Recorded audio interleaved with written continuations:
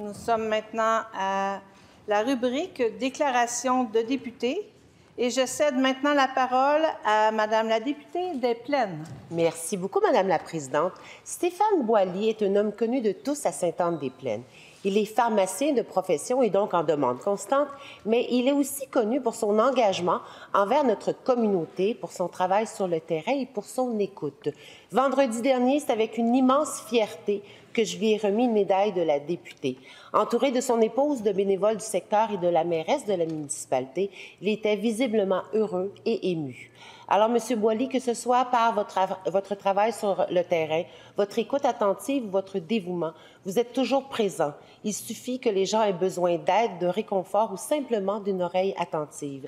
En vous remettant cette médaille, c'est toute la communauté qui vous dit merci. Merci d'être cet homme de cœur, ce pilier sur lequel tant de personnes peuvent compter. Et au-delà de cette médaille, j'espère surtout que vous ressentez toute la reconnaissance et l'admiration que nous avons pour vous. Un immense merci. Merci, Madame la députée. Je cède maintenant la parole à la députée de Notre-Dame-de-Grâce. Merci, Madame la Présidente. Alors, aujourd'hui, c'est un honneur pour moi de rendre hommage à la Dr. Myrna Lashley, une pionnière qui a consacré sa vie à la justice sociale et à la recherche sur la culture et la santé mentale.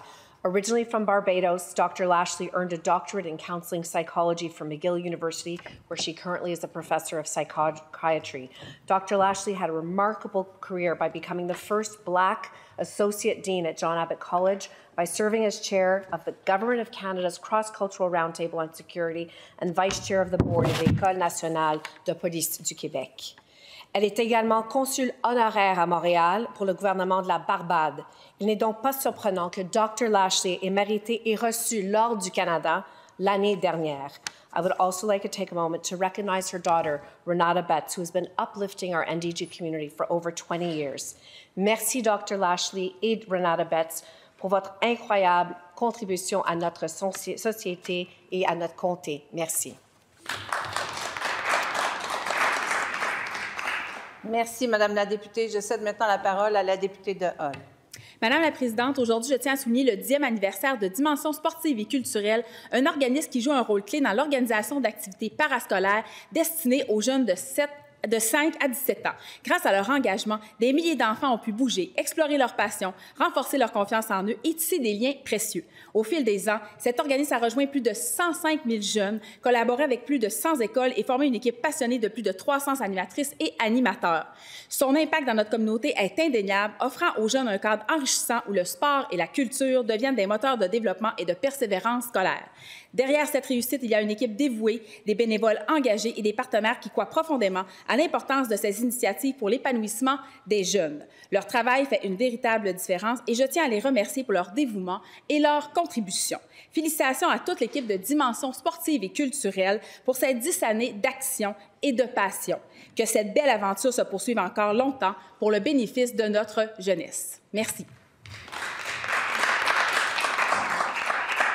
Merci, Madame la députée. Je cède maintenant la parole à la députée de Verdun. Merci, Madame la Présidente. En 2025, c'est le 150e de Verdun. Cet anniversaire, célébré sous le thème « Verdun crée les courants », met en valeur notre identité, notre patrimoine et l'énergie qui anime Verdun et l'île des Sœurs. La force du courant nous traverse, autant par le fleuve Saint-Laurent qui façonne notre territoire et nous unit, que par l'élan qui nous pousse à avancer en tant que communauté. Verdun se distingue par son mouvement perpétuel.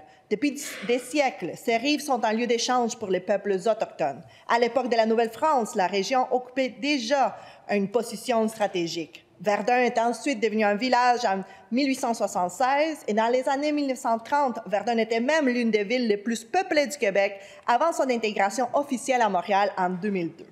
Aujourd'hui, Verdun et l'île des Sœurs brillent par leur dynamisme, leurs espaces verts et une vie culturelle riche. Et tout au long de l'année, je nous invite à fêter ensemble, à participer aux festivités qui vont mettre en lumière notre passé, notre présent et notre avenir. Merci. Merci, Madame la députée. Je cède maintenant la parole au député de René Lévesque.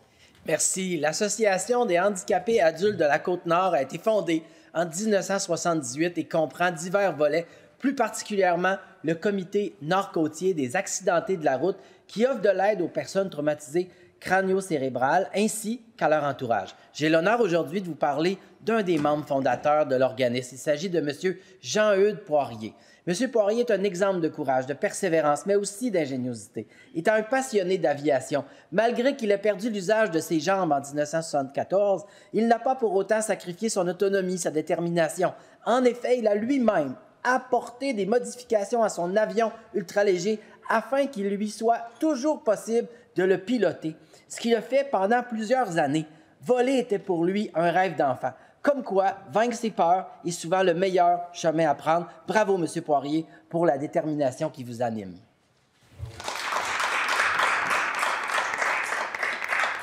Merci, Monsieur le député. Je cède maintenant la parole au député de Marquette. Madame la Présidente, permettez-moi de souligner et de féliciter le Cercle des fermières de la Chine qui célèbre son 50e anniversaire le 11 mars prochain. Le Cercle des fermières de la Chine est composé d'une vingtaine de bénévoles qui ont à cœur le bien-être des femmes, des familles et de notre collectivité, ainsi que la préservation du patrimoine culturel et artisanal. D'ailleurs, elles sont en plein recrutement, avis aux intéressés. Fiers de leur implication sociale depuis toutes ces années, le Cercle des fermières de la Chine offre de nombreuses activités dont les arts textiles, comme le tricot et le tissage, très populaires ces temps-ci. Que ce soit les marchés de la Chine, le marché des vendanges ou les fêtes de la Chine, nous pouvons toujours compter sur leur présence et leur soutien. Bravo à Mme Carole Hébert de Clos et toute l'équipe, et surtout, merci pour votre engagement envers notre communauté. Je vous souhaite une bonne et une longue continuation. Merci beaucoup, Mme la Présidente. Merci, Monsieur le député. Je cède maintenant la parole à la députée d'Anjou-Louis-Riel. Bonjour, Madame la Présidente. La semaine dernière, nous avons célébré le 40e anniversaire de l'Association québécoise Plaidoyer Victimes, un organisme qui défend les droits des victimes d'actes criminels et qui soutient leurs familles. Par le biais de recherche, d'outils de sensibilisation et une présence constante auprès des instances politiques, l'association a su mobiliser des centaines de professionnels pour améliorer la situation des victimes au Québec. Durant ces 40 dernières années, l'association a su incarner la solidarité, l'équité et la rigueur, valeurs fondamentales pour un système de justice plus humain, vous en conviendrez. Aujourd'hui, avec plus de 200 membres, l'association poursuit sa mission avec passion et dévouement. Et dans cette foulée, je tiens ainsi à remercier chaque intervenant, chaque membre et chaque partenaire pour leur engagement, ainsi que la directrice générale, Mme Karine McDonald, et son équipe. Félicitations à la QPV pour cet anniversaire marquant. Merci. Merci, Madame la députée. Je cède maintenant la parole au député de Jean Talon. Je suis heureux de souligner 40 ans d'engagement de la Société d'Alzheimer de Québec auprès des personnes de Jean Talon et de la capitale nationale concernées par la maladie d'Alzheimer ou un autre trouble neurocognitif. Je salue dans les tribunes Jérôme Gaudreault, directeur général, et Francisca Dupuis, secrétaire du conseil d'administration. Depuis 1985, la Société d'Alzheimer de Québec œuvre sans relâche pour offrir soutien, information et services aux personnes touchées et à leurs familles, tout en sensibilisant la population aux enjeux liés aux troubles neurocognitifs. Pour célébrer, la Société a lancé une programmation sous le thème « 40 ans d'histoire » avec des témoignages et des moments marquants de l'organisme. Cette programmation met en lumière le travail de la Société d'Alzheimer de Québec et ses nombreuses initiatives pour améliorer la qualité de vie des personnes touchées, comme les services de répit pour proches aidants, les programmes d'accompagnement ainsi que les formations et les événements de collecte de fonds. Quand un organisme transforme des vies au quotidien, il mérite d'être célébré. Bravo pour ce magnifique parcours et bon 40e à la Société d'Alzheimer de Québec.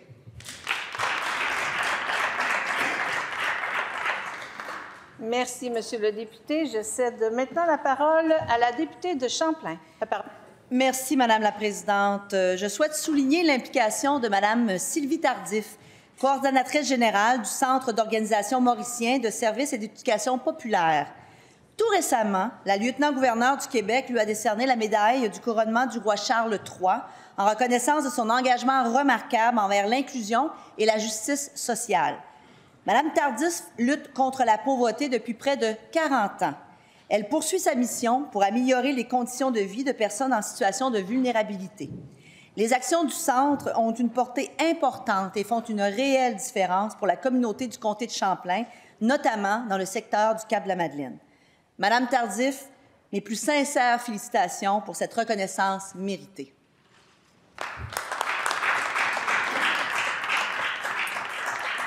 Merci, Madame la députée. Je cède maintenant la parole au député de Taillon. Merci beaucoup, Madame la Présidente. Je tiens à saluer Madame Boniewski et Labrie de l'Association canadienne pour la santé mentale qui sont avec nous aujourd'hui. Le 13 mars prochain aura lieu la Journée nationale de la santé mentale positive. Cette santé mentale positive englobe le mieux-être affectif, psychologique et social. Cette journée, lancée par Mouvement Santé mentale Québec, se tient depuis 2022 avec l'appui de l'Assemblée nationale. Elle vise à mobiliser les citoyennes et les citoyens en les invitant autant à faire de petits gestes au quotidien qu'à participer à de grands projets au sein de leurs différentes communautés en vue de renforcer collectivement le développement de la santé mentale positive. Je suis fier du programme que notre gouvernement a lancé dans les écoles pour sensibiliser les jeunes. Une société en santé est une richesse collective qu'il faut cultiver. Et pour être en bonne santé, il faut avoir une bonne santé mentale. En tant que société, donnons l'exemple. Le Québec de demain nous montrera que nous aurons eu raison. Merci, Madame la Présidente.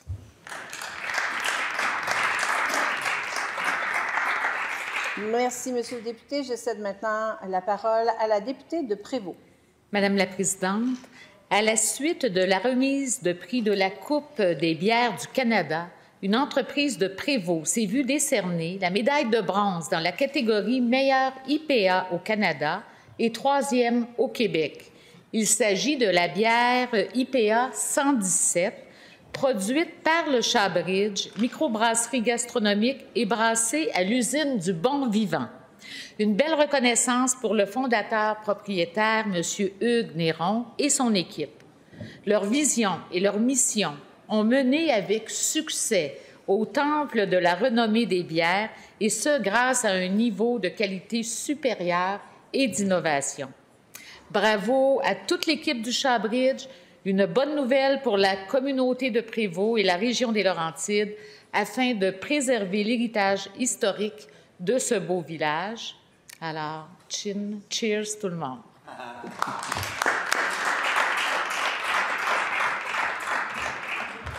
Merci, Madame la députée. Je cède maintenant la parole au député de Papineau. Merci beaucoup, Madame la Présidente. Je souhaite souligner l'engagement d'une Gatinoise qui, grâce à sa détermination et son leadership exemplaire, a accompli de grandes choses pour les aînés de l'ensemble du Québec au cours des dernières années. Gisèle Tassé-Goodman, qui est avec nous aujourd'hui, tirera sa révérence en juin prochain, après 6 années passées à la tête de la FADOC à titre de présidente du conseil d'administration.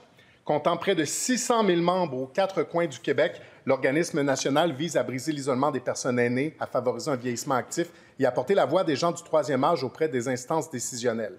Au terme de son mandat, Mme Tassé-Goodman aura déposé une quarantaine de mémoires auprès des gouvernements, contribuant à des réformes majeures, notamment la bonification du crédit d'impôt pour les travailleurs d'expérience, la construction de maisons des aînés, la rénovation de CHSLD et l'ajout du vaccin contre le Zona au programme québécois d'immunisation. Les efforts de Mme Tassé-Goodman ont de plus permis des avancées majeures pour une convention internationale sur les droits des personnes âgées.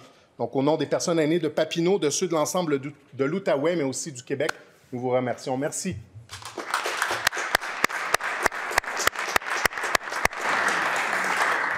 Merci, Monsieur le député. Cela met fin à la rubrique déclaration de député et je suspends les travaux quelques minutes.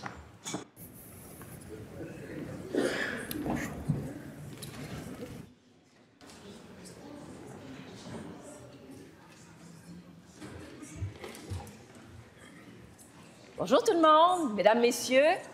Bienvenue chez vous, le Parlement du Québec, c'est chez vous. Messieurs, dames, les députés, nous allons nous recueillir quelques instants.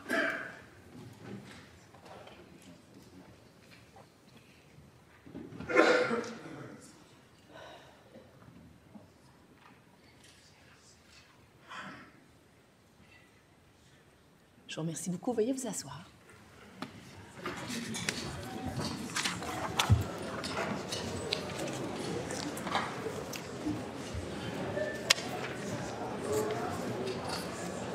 Nous poursuivons les affaires courantes. Aujourd'hui, il n'y a pas de déclaration ministérielle. Les portes sont maintenant fermées. À la rubrique « Présentation de projet de loi », Monsieur le leader du gouvernement. Oui, Madame la Présidente, je vous demande d'appeler l'article A du feuilleton, s'il vous plaît. À l'article A du feuilleton, Monsieur le ministre de la Justice présente le projet de loi numéro 91. loi instaurant le tribunal unifié de la famille au sein de la Cour du Québec. Monsieur le ministre. Merci, Madame la Présidente. Ce projet de loi crée le tribunal unifié de la famille au sein de la Cour du Québec. Le projet de loi facilite le parcours judiciaire des familles québécoises en attribuant à la Cour du Québec une compétence exclusive pour entendre les demandes relatives à l'union parentale, à l'union civile et à la filiation d'un enfant issu d'un projet parental impliquant une grossesse pour autrui. Le projet de loi prévoit également les juges qui pourront siéger au tribunal unifié de la famille et exercer ses compétences. Le projet de loi prévoit que, dans certains cas, l'instruction de l'affaire relative à l'union parentale ou à l'union civile ne peut avoir lieu que si les parties ont entrepris le processus de médiation familiale. Il prévoit également des exemptions à cette obligation, notamment en présence d'une situation de violence familiale, conjugale ou sexuelle, ainsi que la possibilité pour le tribunal unifié de la famille d'ordonner le paiement de certains frais de justice ou honoraires dans certains cas. Le projet de loi introduit également le processus simplifié de tenue d'une séance de conciliation et d'une audience sommaire pour les parties à une instance relative à l'union parentale et à l'union civile. Enfin, le projet de loi permet que l'aide juridique soit accordée lorsqu'il s'agit de fournir à des parties les services professionnels d'un avocat ou d'un notaire pour l'obtention d'un jugement relatif à une entente présentée dans une demande conjointe en matière d'union parentale en certaines matières. Merci, Madame la Présidente.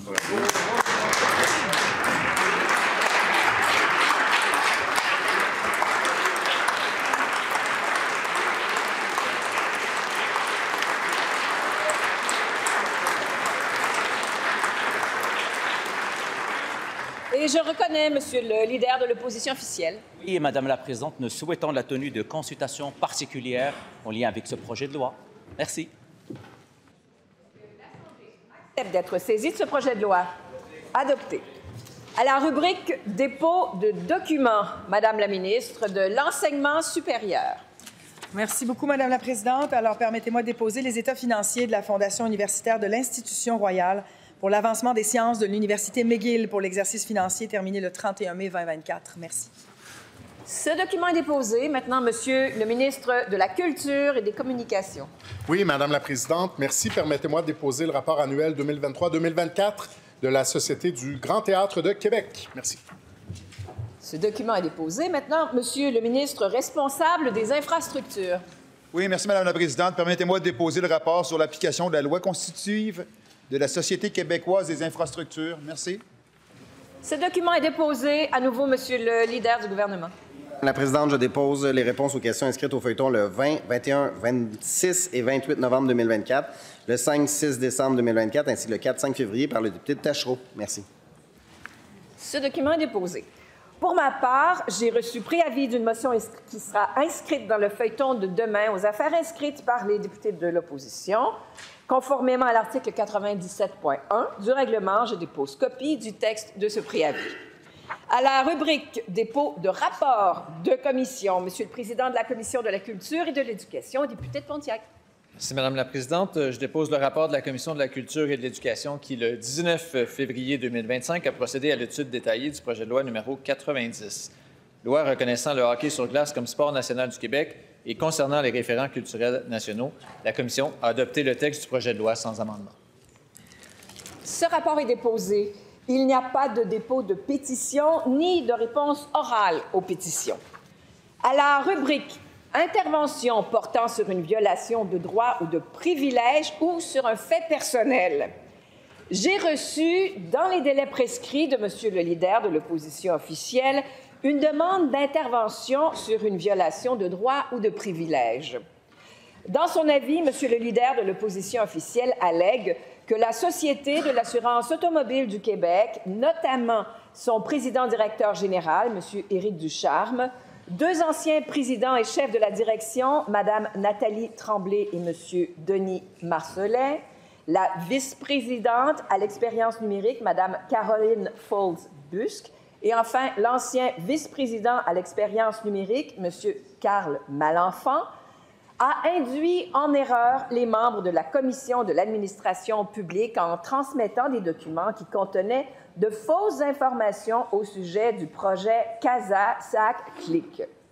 Monsieur le leader de l'opposition officielle ajoute qu'en omettant de communiquer les renseignements appropriés aux parlementaires au cours des dernières années, la SAC à entraver le travail des parlementaires qui n'ont pu exercer pleinement leur rôle alors qu'il s'agissait d'informations essentielles pour qu'ils accomplissent correctement leur travail. L'avis fait également mention de l'intention de M. le leader de l'opposition officielle de présenter une motion en vertu des articles 324 et suivants du règlement. Je reconnais M. le leader de l'opposition officielle. Présidente, j'aimerais vous signifier que je souhaiterais pouvoir plaider. C'est une question très importante et je suggère de le faire dès demain à la rubrique des renseignements sur les travaux de l'Assemblée nationale. Merci, Madame la Présidente. Et je reconnais M. le leader du gouvernement. Je vous écoute. Oui, Madame la Présidente, le leader de l'opposition officielle a raison. C'est une question qui est très importante. Le leader de l'opposition officielle vise plusieurs personnes. J'en ai dénombré au minimum 5 dans l'énoncé que vous avez fait. Alors, je vous demanderai, Madame la Présidente, afin que nous puissions nous préparer adéquatement et que nous puissions prendre connaissance de la demande du député Nelligan d'une façon approfondie, de pouvoir avoir un certain délai pour préparer nos plaidoiries, Madame la Présidente. Alors, je vous suggérais qu'au minimum, ça soit au mardi 18 mars, Madame la Présidente, pour nous entendre.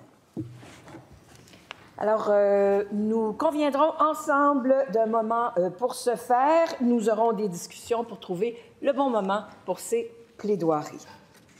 Comme il n'y a pas de vote reporté, nous allons passer à la rubrique motion sans préavis. Et pour ce faire, je cède la place au troisième vice-président de l'Assemblée nationale. Merci, Simon. Bonne fin de journée, tout le monde.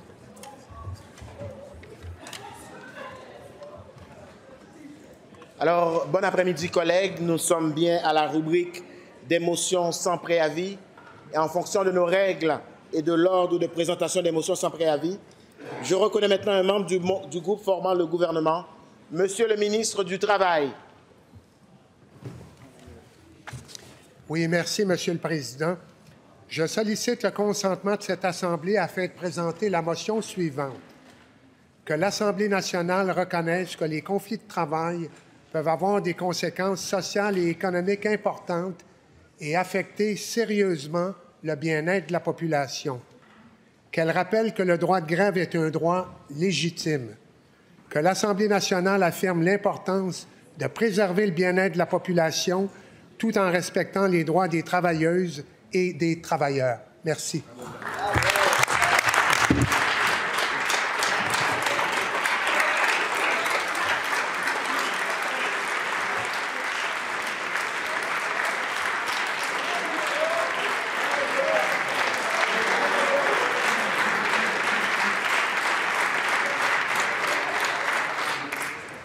Y a-t-il consentement pour débattre de cette motion? Débat, monsieur. Il n'y a pas de consentement pour la prochaine motion qui revient au groupe formant l'opposition officielle. Monsieur le leader de l'opposition officielle.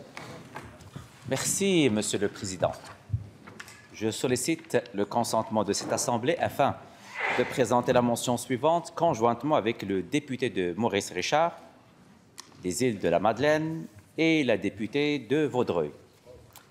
Que l'Assemblée nationale ordonne à la Société de l'assurance automobile du Québec de divulguer et de rendre public l'intégralité des procès-verbaux de son conseil d'administration, de son comité des technologies de l'information et de la cybersécurité, ainsi que ceux du comité actif-passif concernant le projet CASA-SACLIC depuis le 1er janvier 2019, et ce, dans les plus brefs délais. Que cette motion soit en ordre de l'Assemblée nationale. Merci, Monsieur le Président.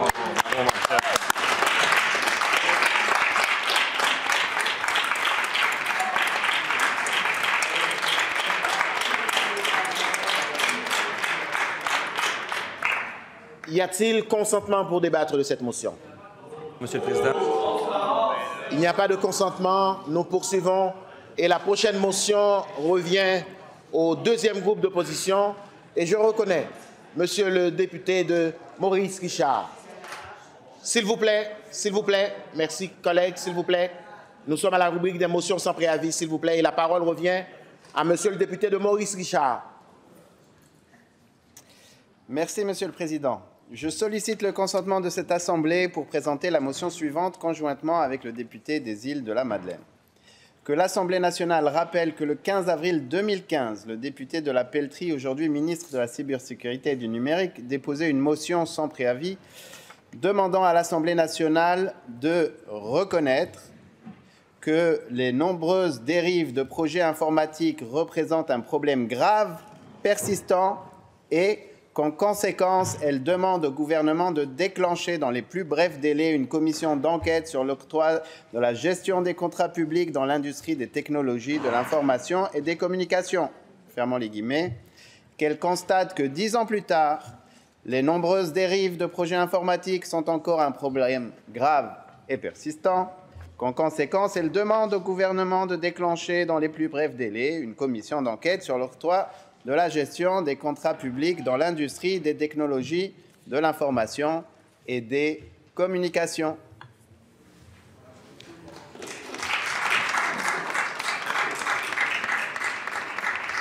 Y a-t-il consentement pour débattre de cette motion?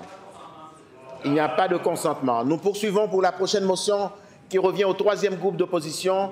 Monsieur le député de Matapédia. Monsieur le Président, je sollicite le consentement des membres de cette Assemblée afin de présenter, conjointement avec le leader de l'opposition officielle, député de Rosemont, député d'Arthabasca, député de Saint-Jérôme et la députée de Vaudreuil, la motion suivante. Que l'Assemblée nationale rappelle que selon le principe de responsabilité ministérielle, un ministre est responsable devant le Parlement de la gestion de son ministère et des organismes publics sous sa responsabilité.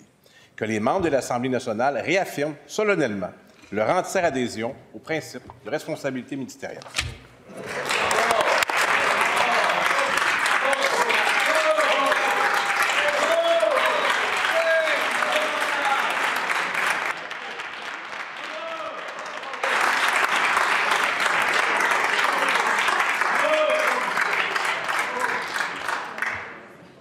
Y a-t-il consentement pour débattre de cette motion?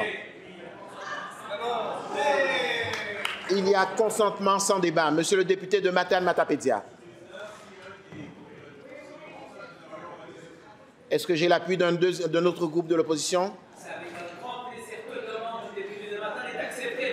Merci. Alors, un vote a été demandé. La période de vote est ouverte.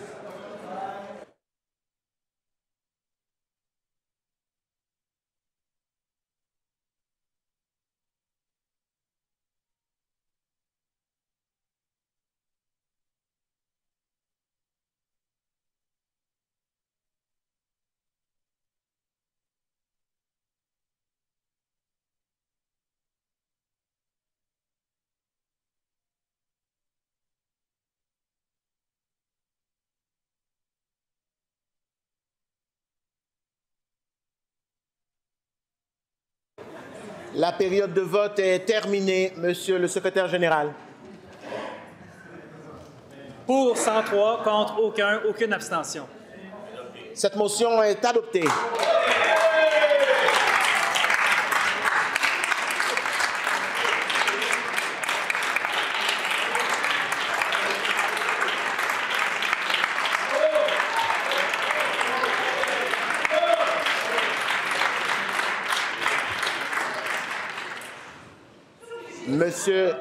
Monsieur le leader de l'opposition officielle,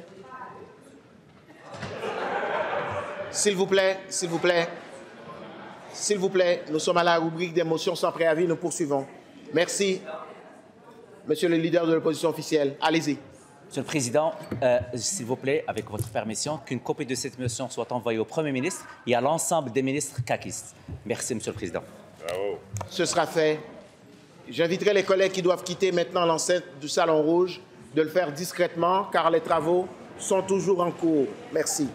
À la rubrique touchant les travaux des commissions, Monsieur le leader adjoint du gouvernement. Oui, merci, Monsieur le Président. J'avise cette Assemblée que la Commission de l'Agriculture, des Pêcheries, de l'Alimentation et des Ressources naturelles poursuivra l'étude détaillée du projet de loi numéro 69, loi assurant la gouvernance responsable des ressources énergétiques et modifiant diverses dispositions législatives aujourd'hui, après les affaires courantes jusqu'à 19h15 à la salle Marie-Claire Kirkland. La Commission des transports et de l'environnement poursuivra l'étude détaillée du projet de loi numéro 81, loi modifiant diverses dispositions en matière d'environnement aujourd'hui, après les affaires courantes jusqu'à 19h15 à la salle Pauline Marois. La Commission de l'aménagement du territoire poursuivra l'étude détaillée du projet de loi numéro 79, loi édictant la loi sur les contrats des organismes municipaux et modifiant diverses dispositions, principalement aux fins d'allègement du fardeau administratif des organismes municipaux, aujourd'hui après les affaires courantes jusqu'à 18h30 à la salle du Conseil législatif. La Commission des relations avec les citoyens poursuivra les consultations particulières et les auditions publiques sur le projet de loi numéro 84, loi sur l'intégration nationale, aujourd'hui, après les avis touchant les travaux des commissions jusqu'à 19h20 à la salle Louis-Hippolyte Lafontaine.